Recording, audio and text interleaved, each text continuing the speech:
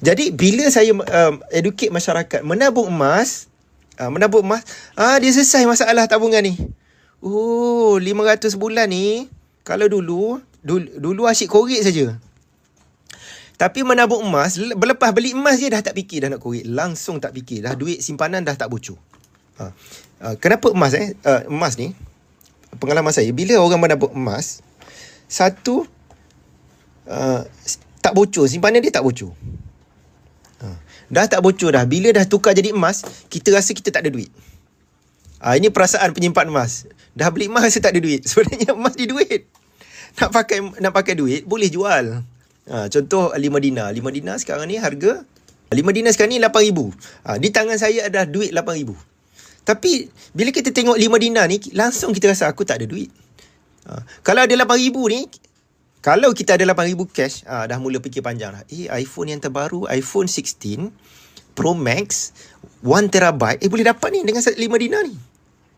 Sebab apa?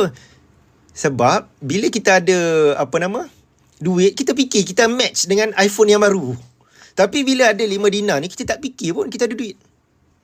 Ini hanyalah 5 dinar, tak nampak duit. Sedangkan ini duit. Duit dalam bentuk yang lebih kukuh dalam jangka panjang. Jadi bila macam tu hilang hilang nombor tu, simpanan tak bocor. Okey, simpanan yang berkesan ni tuan-puan. Okey, simpanan ni dia kena ada dua elemen tuan-puan. Simpanan berkesan.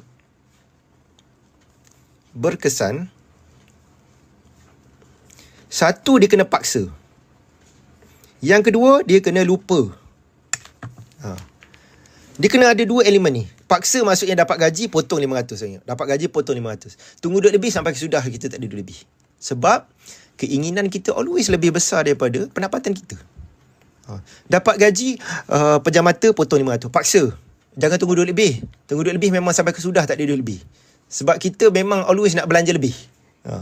Okay. Satu, dia kena paksa. Yang kedua, bila lepas paksa, nampak duit 500. 500 fikir panjang. Nak korek. Akhir sekali bocor. Dia kena lupa. Dia satu elemen lagi ialah lupa. Bila dah simpan emas ni, ini 38,000. Tapi kita lupa yang, sebenarnya aku ada 38,000. Ini 38,000. Ini, sekejap. Ini 16,000. Tengok dah berapa ni atas meja saya ni. Ini 8,000. Ini 20 gram. Ini 7,000 lebih. Okay. Saya pun lupa dah sebenarnya dekat meja saya ni ada berapa puluh ribu sebenarnya. Saya pun lupa dah. Ini yang ada kat tangan saya tuan-tuan. Emas saya simpan banyak. Saya simpan banyak emas. Ini sebahagian kecil saja.